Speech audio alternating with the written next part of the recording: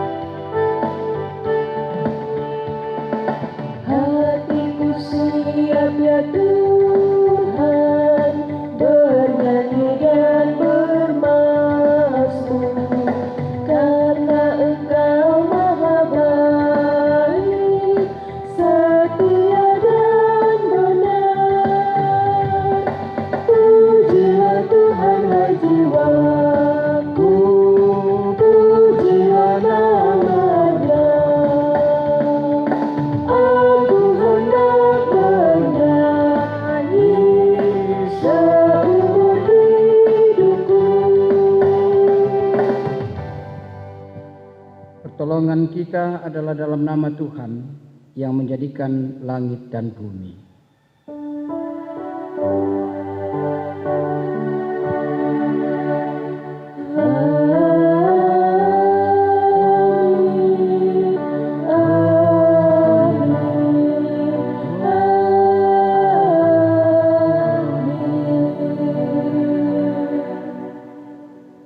Salam dari semua orang kudus kepada kamu. Kasih karunia Tuhan Yesus menuntun kita dalam ibadah ini. Salam bagimu juga.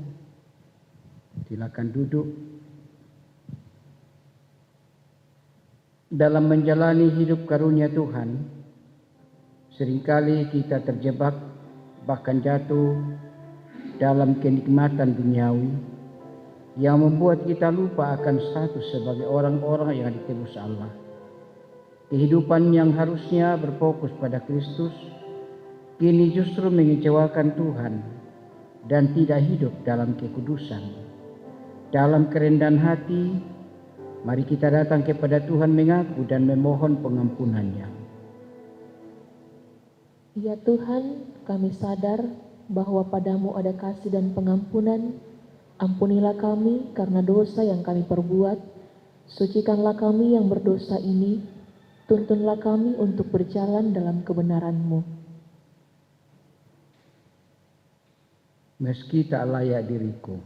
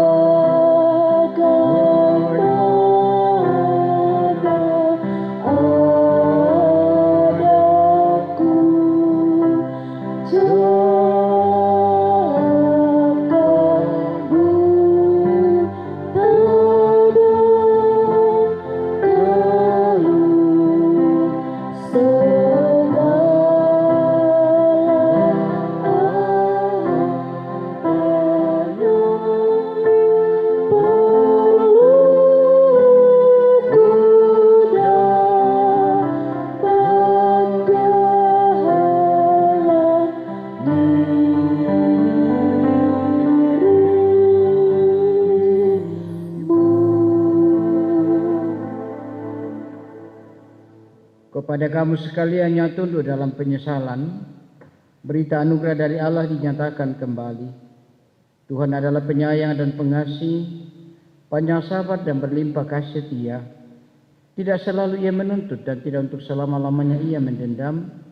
Tidak dilakukannya kepada kita setimpal dengan dosa kita, dan tidak dibalasnya kepada kita setimpal dengan kesalahan kita.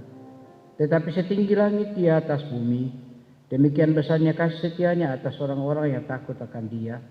Sejauh timur dari barat, demikian dijauhkannya daripada kita pelanggaran kita. Seperti Bapa sayang kepada anak-anaknya, demikian Tuhan sayang kepada orang-orang yang takut akan Dia. Berkilat halilintar kita nyanyikan KJ 30.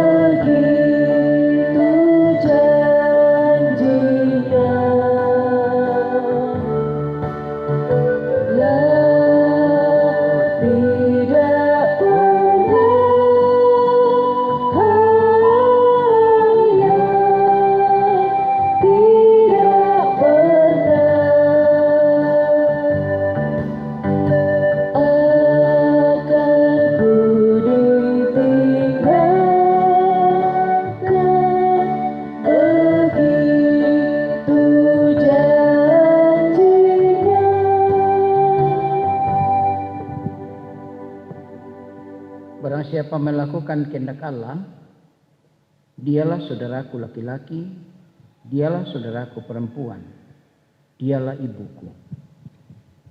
Itulah petunjuk hidup baru. Jemaat kekasih Tuhan, mari kita bersama bermazmur bagi Tuhan dari Mazmur 138 ayat 1 sampai ayat 8. Dari Daud, aku hendak bersyukur kepadamu dengan segenap hatiku. Di hadapan para Allah, aku akan bermazmur bagimu. Aku hendak sujud ke arah bait-Mu yang kudus dan memuji namamu. Oleh karena kasih-Mu dan oleh karena setia-Mu, Sebab kau buat namamu dan janjimu melebihi segala sesuatu. Pada hari aku berseru, engkau pun menjawab aku. Engkau menambahkan kekuatan dalam jiwaku. Semua raja di bumi akan bersyukur kepadamu, ya Tuhan. Sebab mereka mendengar janji dari mulutmu. Mereka akan menyanyi tentang jalan-jalan Tuhan. Sebab besar kemuliaan Tuhan. Tuhan itu tinggi, namun ia melihat orang yang hina, dan mengenal orang yang sombong dari jauh. Jika aku berada dalam kesesakan, Engkau mempertahankan hidupku. terhadap amarah musuhku engkau mengulurkan tanganmu, dan tangan kananmu menyelamatkan aku. Tuhan akan menyelesaikannya bagiku. Ya Tuhan, kasih setiamu untuk selama-lamanya, janganlah kau tinggalkan perbuatan tanganmu. Amin. Mazmur 118 ayat 9, Kaulah Allahku, kaulah saja.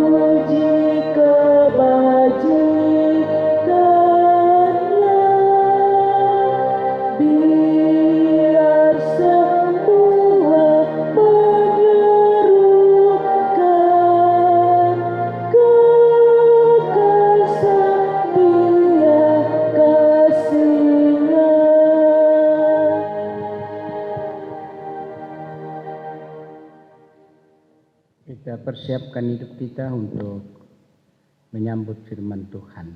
Kita berdoa. Puji syukur kami sampaikan kepadamu Bapa.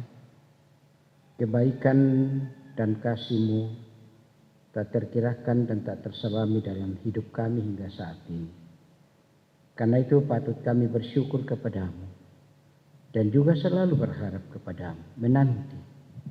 Dan karena itu pada saat ini, dalam ibadah kami ini, kami rindu mendengarkan firman-Mu untuk menghayati kasih-Mu yang sudah sedang dan Engkau akan nyatakan dalam kehidupan kami. Kami mohon kuasa dan pimpinan-Mu ya Roh Kudus. Tolong kami semua, baik kepada hamba-Mu yang Kau panggil dan utus untuk menyampaikan firman-Mu ini, maupun kepada seluruh jemaat-Mu yang rindu mendengar, baik yang datang berkumpul di rumah-Mu yang kudus, maupun mereka di tempat mereka masing-masing. Sekali lagi mohon penyertaan Tuhan bagi kami semua, kami hamba-hamba-Mu yang akan menyampaikan, menguraikan, tolonglah dan kuatkan dan mampukanlah kami. Ampuni dosa kami Tuhan dan berfirmanlah, kami sudah siap mendengar. Dalam nama Yesus kami berdoa kepadamu Bapa. Amin. Pembacaan yang pertama dari 1 Samuel pasal 11 ayat 1 sampai ayatnya yang ke-15. Firman Tuhan berkata, Saul menyelamatkan Yabes. Maka Nahas orang Amon itu bergerak maju dan berkemah mengepung Yabes Gilead. Lalu berkatalah semua orang Yabes itu kepada Nahas, adakanlah perjanjian dengan kami, maka kami akan takluk kepadamu. Tetapi Nahas, orang Amon itu berkata kepada mereka, dengan syarat, inilah aku akan mengadakan perjanjian dengan kamu, bahwa tiap mata kananmu akan kucungkil. Dengan demikian aku mendatangkan malu kepada segenap orang Israel. Para tua-tua Yabes berkata kepadanya, berilah kelonggaran kepada kami 7 hari lamanya, supaya kami mengirim utusan ke seluruh daerah Israel, dan jika tidak ada seorang pun yang menyelamatkan kami, maka kami akan keluar menyerahkan diri kepadamu. Ketika para utusan itu sampai di Gibea Saul dan menyampaikan hal itu kepada bangsa itu, menangislah bangsa itu dengan suara yang nyaring. Saul baru saja datang dari padang dengan berjalan di belakang lembunya, dan ia bertanya, "Ada apa dengan orang-orang itu?" Sehingga mereka menangis. Mereka menceritakan kepadanya kabar orang-orang Yabes itu. Ketika Saul mendengar kabar itu, maka berkuasalah Roh Allah atas dia, dan menyala-nyalalah amarahnya dengan sangat. Diambilnyalah sepasang lembu, dipotong-potongnya, lalu potongan-potongan itu dikirimkannya ke seluruh daerah Israel dengan perantaraan utusan. Pesannya, siapa yang tidak maju mengikuti Saul dan mengikuti Samuel, lembu-lembunya akan diperlakukan juga demikian. Lalu Tuhan mendatangkan ketakutan kepada bangsa itu, sehingga majulah mereka serentak. Ketika Saul memeriksa barisan mereka di Besek, maka ada 300.000 orang Israel dan 30.000 orang Yehuda. Kepada para utusan yang datang itu dikatakan, "Beginilah kamu katakan kepada orang-orang Yabes Gilead, besok pada waktu panas teriknya matahari akan datang bagimu penyelamatan." Ketika para utusan kembali dan memberitahukan hal itu kepada orang-orang Yabes, bersukacitalah mereka. Lalu orang-orang Yabes itu berkata kepada Nahas, "Besok kami akan keluar menyerahkan diri kepadamu. Maka bolehlah kamu lakukan terhadap kami apapun yang kamu pandang baik." Keesokan harinya Saul membagi rakyat itu menjadi 3 pasukan. Mereka itu masuk ke tengah-tengah perkemahan musuh pada waktu kawal pagi dan memukul kalah orang-orang Amon sebelum hari panas, dan terserak-seraklah orang-orang yang lolos itu, sehingga di antara mereka tidak ada tinggal 2 orang bersama-sama. Lalu berkatalah bangsa itu kepada Samuel, "Siapakah yang telah berkata, masakan Saul menjadi raja atas kita? Serahkanlah orang-orang itu supaya kami membunuhnya."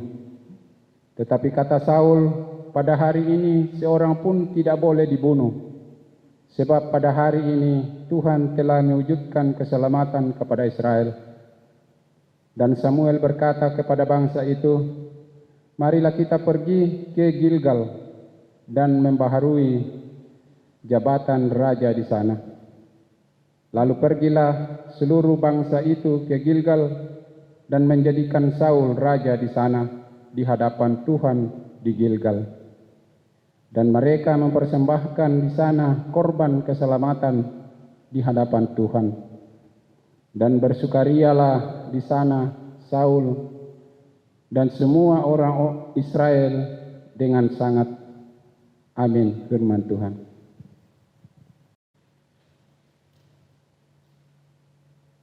Pembacaan yang kedua dari kitab 2 Korintus 4 ayat 13 sampai 18. Namun karena kami memiliki roh iman yang sama, seperti ada tertulis, "Aku percaya sebab itu aku berkata-kata, maka kami juga percaya, dan sebab itu kami juga berkata-kata. Karena kami tahu bahwa Ia yang telah membangkitkan Tuhan Yesus akan membangkitkan kami juga bersama-sama dengan Yesus. dan Ia akan menghadapkan kami bersama-sama dengan kamu kepada dirinya. Sebab semuanya itu terjadi oleh karena kamu, supaya kasih karunia yang semakin besar berhubung dengan semakin banyaknya orang yang menjadi percaya, menyebabkan semakin melimpahnya ucapan syukur bagi kemuliaan Allah. Sebab itu kami tidak tawar hati, tetapi meskipun manusia lahiriah kami semakin merosot, namun manusia batinia kami dibaharui dari hari ke hari. Sebab penderitaan ringan yang sekarang ini mengerjakan bagi kami kemuliaan kekal yang melebihi segala-galanya, jauh lebih besar daripada penderitaan kami. Sebab kami tidak memperhatikan yang kelihatan, melainkan yang tak kelihatan, karena yang kelihatan adalah sementara, sedangkan yang tak kelihatan adalah kekal. Demikian firman Tuhan, haleluya.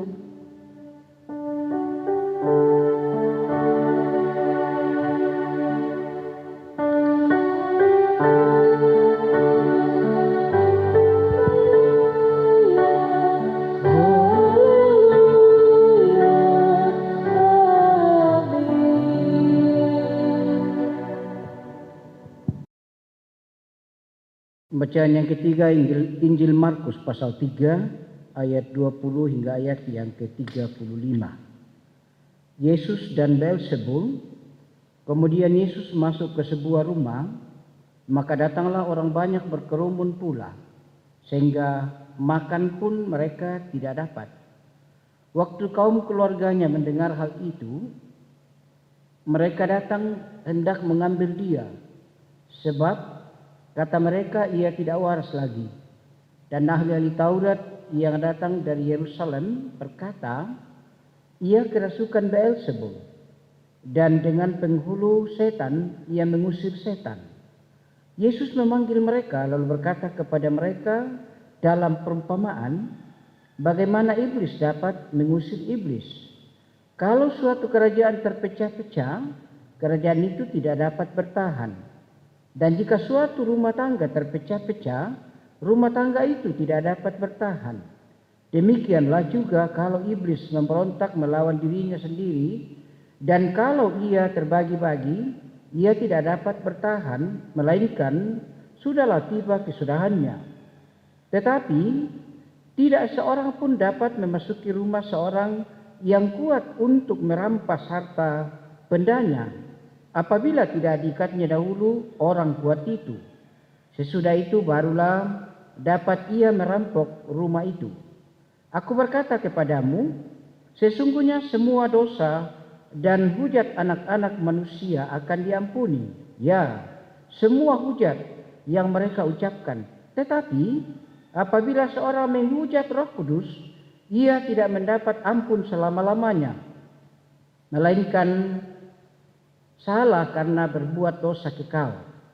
Ia berkata demikian karena mereka katakan bahwa ia kerasukan roh jahat. Lalu datanglah ibu dan saudara-saudara Yesus. Sementara mereka berdiri di luar, mereka menyuruh orang memanggil dia.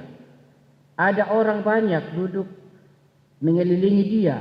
Mereka berkata kepadanya, lihat, ibu dan saudara-saudaramu ada di luar dan berusaha menemui engkau. Jawab Yesus kepada mereka, siapa ibuku dan siapa saudara-saudaraku? Ia melihat kepada orang-orang yang duduk di sekelilingnya itu dan berkata, ini ibuku dan saudara-saudaraku. Barang siapa melakukan kehendak Allah, dialah saudaraku laki-laki, dialah saudaraku perempuan, dialah ibuku. Amin. Firman Tuhan.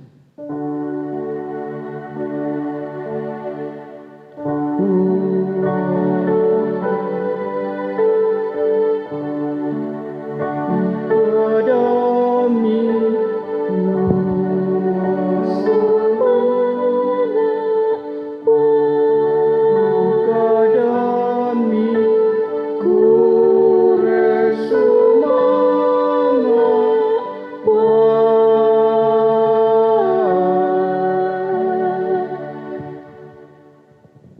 Bapak Ibu, saudara-saudara, selamat pagi dan shalom. Apa kabar semua? Pasti luar biasa atau lebih baik daripada yang biasa, karena kita dapat melewati berbagai pergumulan-pergumulan, penderitaan-penderitaan atau kesulitan-kesulitan. Mengapa kita bisa lewati itu? Karena segala kuasa dapat dikendalikan oleh Sang Penguasa, yaitulah Allah yang kita sembah pada saat ini. Karena itu saudara-saudara, saya mau katakan bahwa ada banyak kuasa yang bisa menghalangi kedamaian kebahagiaan kita, dan bahkan tidak menutup kemungkinan menghancurkan kehidupan manusia jika hal itu tidak dikendalikan oleh Allah. Misalkan saja kuasa setan, kuasa kejahatan, kuasa kematian, dan mungkin masih ada yang lain. Bagian firman Tuhan yang kita baca pada hari ini menggambarkan, menjelaskan, mengungkapkan bagaimana cara Allah untuk mengendalikan segala kuasa-kuasa itu, dan bagaimana cara Allah untuk memanggil dan menemani serta memberkati orang-orang yang berserah kepadanya. Dalam Mazmur yang kita baca berbalasan tadi, di sana Daud menyatakan kesaksiannya bahwa begitu banyak kesulitan, begitu banyak keterbatasan, kelemahan, dan hal-hal yang merintangi kehidupannya, menghalangi kedamaian kebahagiaan dalam hidupnya. Tetapi itu tidak menjadikan penghambat bagi si pemazmur, dalam hal ini Daud, untuk beribadah kepada Tuhan, bersaksi tentang kebaikan kemurahan Tuhan, hidup seperti yang dikehendaki oleh Tuhan. Sebab Allah yang ia sembah tetap menolongnya. Allah dapat mengendalikan segala kuasa yang membuat sulit, membuat lemah, dan membuat terbatas dalam menjalani kehidupan. Demikian pun kalau kita perhatikan bacaan kita dari 1 Samuel tadi, di sana kita melihat bagaimana kemenangannya dialami oleh Raja Saul dalam memimpin perang, dalam mengalahkan orang-orang yang sombong, dan dalam menaklukkan orang-orang yang tidak mengenal diri dan tidak mengenal Allah. Dan itu Samuel memahami bahwa kuasa dan tuntunan Roh Allah lah yang menyala-nyala dalam kehidupan atau memberi kekuatan, kemampuan kepada Saul bersama dengan bangsa Israel yang hendak menyelamatkan Yabes itu. Karena itu Allah tidak berkenan jika terjadi penganiayaan terhadap sesama manusia. Allah tidak menghendaki terjadi pertengkaran, terjadi peperangan di antara sesama manusia. Karena itu Allah mengendalikan segala kuasa-kuasa yang dapat membuat terjadi suatu hal yang tidak benar. Dan Saul dipakai, dan ia pun tetap memahami itu, bahwa kemampuannya dalam melakukan, dalam memimpin, itu adalah berasal dari Allah.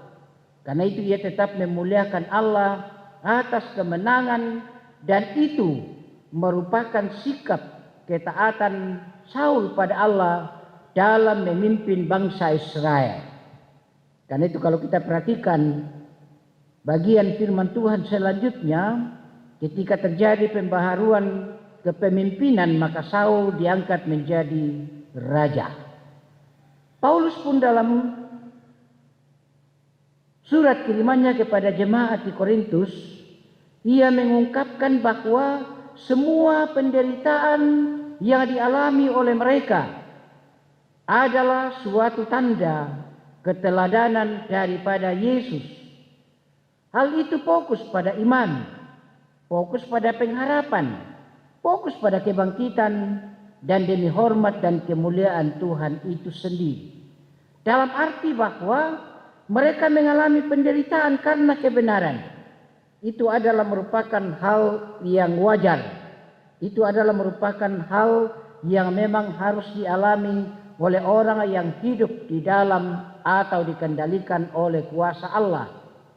Karena bagi Allah tidak ada yang mustahil. Di balik daripada penderitaan itu, mereka akan menikmati sukacita. Di balik daripada keterbatasan itu, mereka akan menikmati kemampuan. Karena itulah Injil Markus menggambarkan perseteruan Yesus dan ahli Taurat soal kuasa. Kuasa dari manakah? Mengapa mereka pertanyakan seperti itu? Sebenarnya mereka tahu, tetapi mereka pura-pura tidak tahu, hendak menjatuhkan Yesus, hendak menangkap Yesus, hendak melemahkan kuasa dan kasih daripada Yesus kepada semua orang. Dan yang paling konkret ialah bahwa mereka tidak terima dan tidak mengakui bahwa Yesus adalah anak Allah. Namun Yesus membuktikan kemahakuasaan yang dimiliki oleh Yesus sebagai anak Allah. Ia mampu mengusir setan, ia mampu melakukan yang tidak dapat dilakukan oleh orang lain, dalam ungkapan yang sangat sederhana, mujizat-mujizat. Sungguh kuasa yang dipakai bukan kuasa Beelzebul, kata mereka, itu kuasa setan, itu kuasa dari mereka. Tetapi Yesus memperlihatkan bahwa bukan kuasa setan dengan berbagai penjelasan-penjelasan. Kuasa yang dipakai oleh Yesus adalah kuasa Allah. Karena itu saudara-saudara, mari kita melihat beberapa hal untuk kita renungkan, untuk kita pahami, dan untuk kita lakukan dalam perjalanan kehidupan kita yang masih sisa ini. Pertama ialah bahwa hidup dan kehidupan bersumber hanya dari Allah saja. Kalau kita lihat kejadian penciptaan manusia dalam Kejadian pasal 2 ayat 7, di sana disebutkan bahwa manusia diciptakan dari debu tanah. Lalu Allah memberi dia hidup sehingga menjadilah makhluk hidup. Itu manusia mula-mula. Berarti hidup itu berasal dari Tuhan. Demikian pun yang ditegaskan oleh Yesus dengan berbagai ancaman hidup manusia yang bisa membuat manusia binasa. Tetapi dengan kuasa dari Allah dalam diri Yesus Kristus, semua bisa ditaklukkan oleh Yesus. Injil Markus menjelaskan tadi dalam pasal 3 ayat 20 sampai 35 bagaimana Yesus menjamin, bagaimana Yesus mengalahkan segala sesuatu yang dapat membinasakan kehidupan manusia, dan Yesus jaminannya. Yang kedua, mempercayakan kehidupan di luar kuasa dan pimpinan Roh Kudus atau Roh Allah akan mengalami kesulitan. Kenyataan, lagi-lagi saya mengangkat kembali manusia yang mula-mula, manusia Adam dan Hawa. Ketika Allah menempatkan mereka dalam taman itu dan mereka berbalik daripada perintah Allah ke perintah atau kepada kuasa setan, apa yang terjadi dalam kehidupan mereka? Mengalami kesulitan-kesulitan dan bahkan berujung mereka diusir dari taman itu. Karena itu sekali lagi, percaya dan mempercayakan kehidupan kepada Tuhan itu adalah hal yang sangat penting. Kapanpun, dimanapun, dan bagaimanapun. Percayalah bahwa Tuhan dapat mengendalikan kehidupan kita. Yang ketiga yang saya mau katakan dari ayat bacaan kita pada saat ini ialah bahwa hidup yang selalu diwarnai dengan keluhan, diwarnai dengan sungut-sungut, tanda bahwa kita masih lemah dalam memahami tentang kuasa dan kasih Allah. Yang seharusnya kita nyatakan dalam kehidupan kita ialah senantiasa bersukacita, senantiasa berdoa kepada Allah, dan juga senantiasa mengucap syukur. Paulus pertegas kepada jemaat di Tesalonika pasal 5 ayat yang ke-16, 17 dan 18. Bersukacitalah kamu senantiasa, tetaplah berdoa dan mengucap syukurlah senantiasa. Itulah yang dikehendaki oleh Allah. Hal yang keempat, Bapak Ibu dan saudara-saudaraku, ialah bahwa betapa pentingnya kita selalu terbuka pada firman dan roh. Karena dengan demikian kita akan dimampukan untuk menyatakan kesaksian dan juga menghadapi tantangan dalam menjalani kehidupan, serta selalu mengandalkan kuasa Allah dalam mengendalikan segala kuasa yang dapat menghalangi kedamaian, ketenteraman, kebahagiaan kita selaku anak Allah. Roh Kudus tetap teguh. Haleluya. Amin.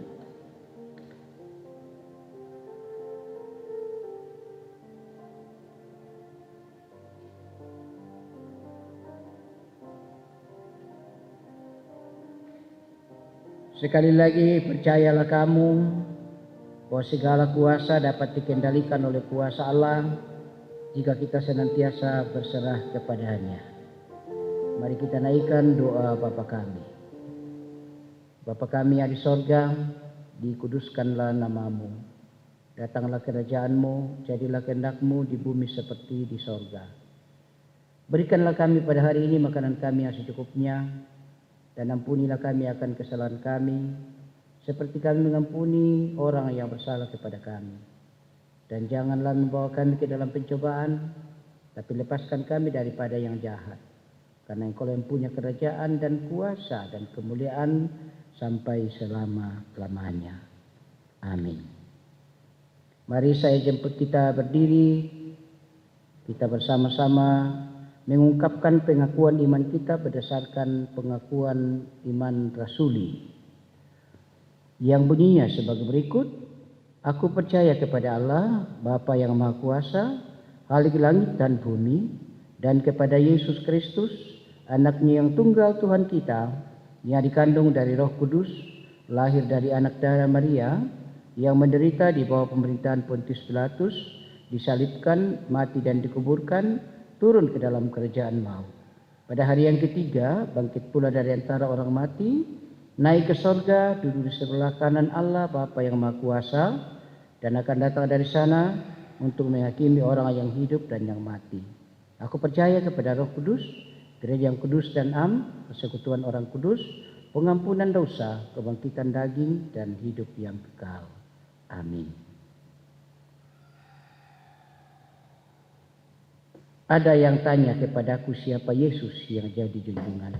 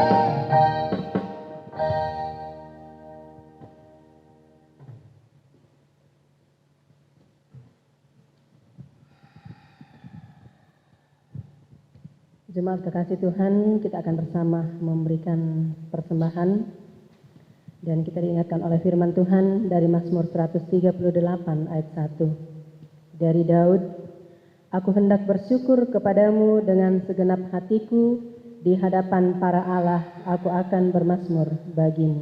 Sambil memberikan persembahan, kita iringi dengan pujian PKJ 216 ayat 1 sampai 3, berlimpah sukacita di hatiku.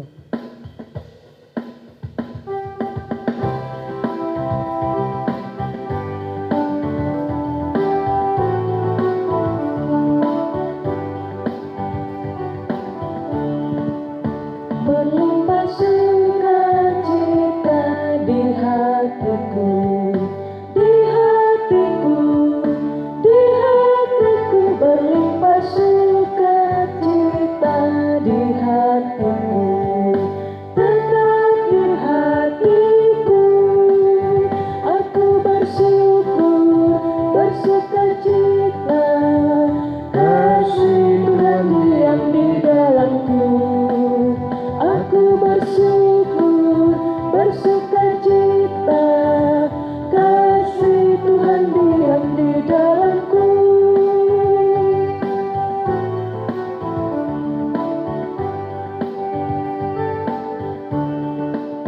Damai sejahtera melampaui akal di hatiku, di hatiku, di hatiku, damai sejahtera melampaui akal di hatiku, tetap di hatiku. Aku bersyukur, bersukacita, kasih Tuhan diam di dalamku. Aku bersyukur, bersukacita, kasih Tuhan diam di dalamku.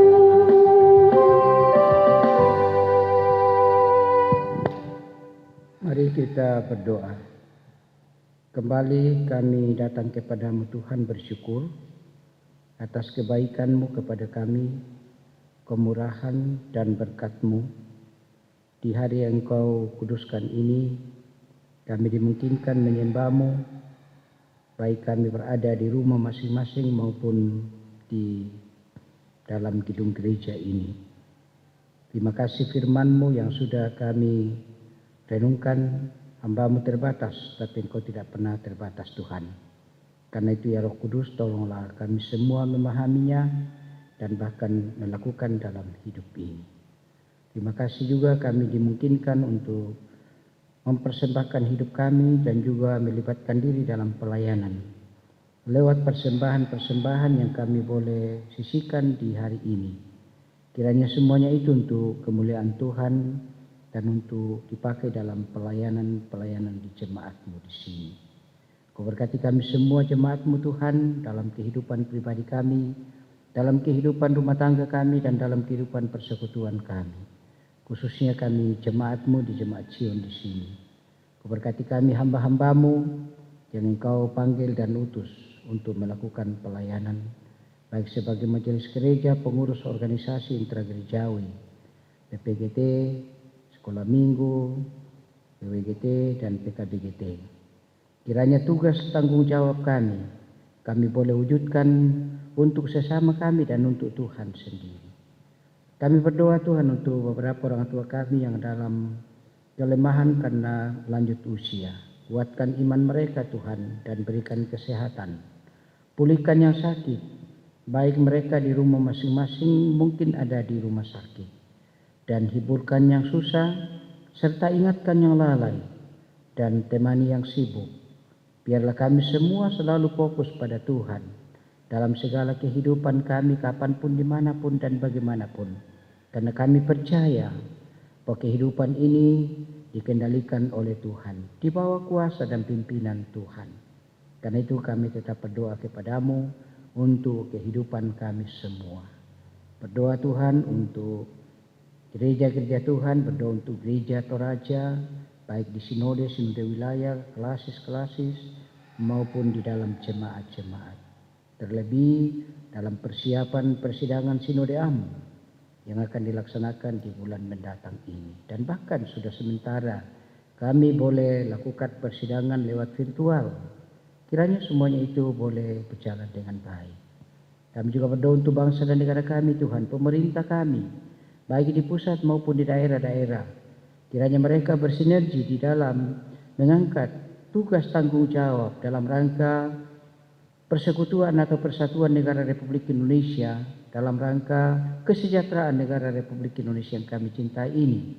Karena itu pergumulan-pergumulan yang kami hadapi, Tuhan kiranya selalu menyertai kami semua, baik pemerintah maupun seluruh rakyat Indonesia, sehingga pergumulan itu kami hadapi bersama, dan bahkan jika itu menghalangi kedamaian dan ketentraman kami boleh kalahkan Tuhan. Baik karena soal virus atau soal kesehatan, soal ekonomi, soal pendidikan, soal politik, dan berbagai hal yang kadang-kala membuat kami tidak tentram dalam kehidupan kami. Kami percaya Engkau yang mampu mengendalikannya. Sepekan akan datang ini Tuhan, kami akan melakukan tugas panggilan kami. Jaga lindungi kami, temani kami dan tuntun kami, terlebih dalam melakukan pelayanan-pelayanan kami sebagai hamba-hamba-Mu di jemaat-Mu di sini. Ini doa kami Tuhan, dengarkan Bapa, sempurnakan. Baik yang sudah dikemukakan oleh hamba-Mu ini, maupun dikemukakan oleh anak-anak-Mu di dalam sesaat. Semua kami sampaikan kepada Bapa di dalam Yesus Tuhan kami, Tuhan dan Juru Selamat kami yang hidup itu. Amin. Mari saya jemput kita berdiri, kita nyanyikan Kidung Jemaat 329. Tinggal sertaku hari telah senja, gelap makin turun, Tuhan tinggal.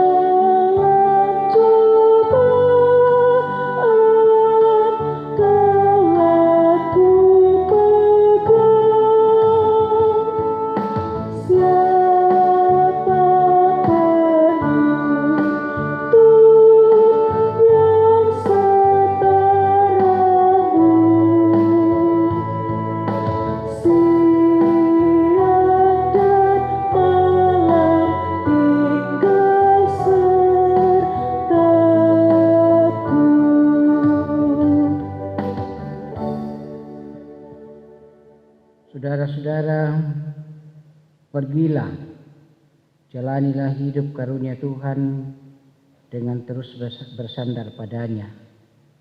Dan teruslah yakin bahwa hidup dalam relasi dengan Tuhan dapat memampukan kita menghadapi berbagai situasi kehidupan. Arahkan hidupmu kepada Tuhan dan terima berkat-Nya. Tuhan memberkati engkau dan melindungi engkau. Tuhan menyinari engkau dengan wajah-Nya dan memberi engkau kasih karunia. Tuhan menghadapkan wajah-Nya kepadamu dan memberi engkau damai sejahtera. Amin. Nyanyian syukur pelengkap Kidung Jemaat 131 bait 1 dan 3 kita lakukan sekali lagi sebagai lagu penutup dari ibadah kita saat ini. Ku yakin Tuhan tuntun langkah.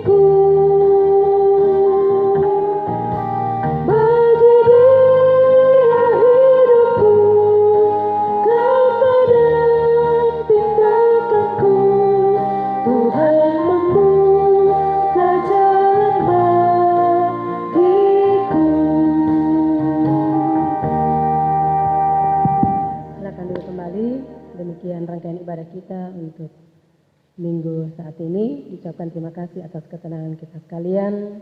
Selamat hari Minggu. Salam sejahtera bagi kita sekalian. Salam.